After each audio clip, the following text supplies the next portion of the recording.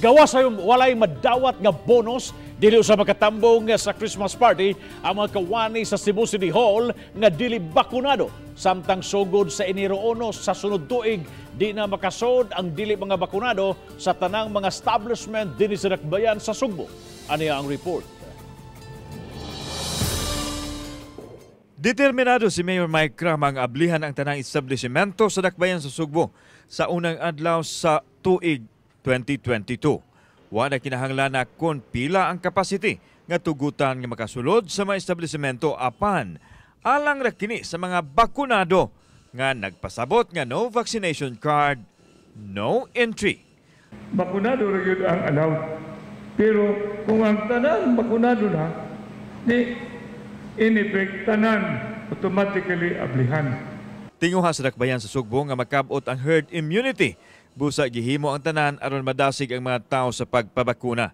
Matod ni Dr. Jeffrey Bones, 92% na ang Cebu City sa gitarget nila nga pagkabot sa herd immunity ug positibong makumplito kini sa dili pa mahuman kining tuiga.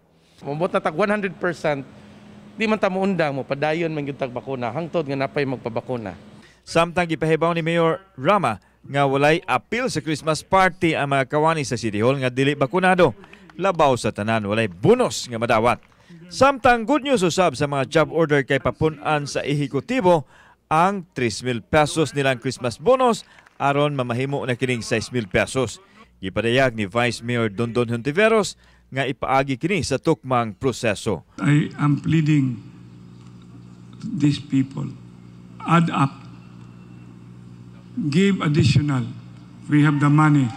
If maabot na gid na namo, we made sure also that ready na sad ang giingon ni Mayor Mike nga unsa to nga additional para sa mga job orders. Kauban si John Solon, ako si Alan Domingo.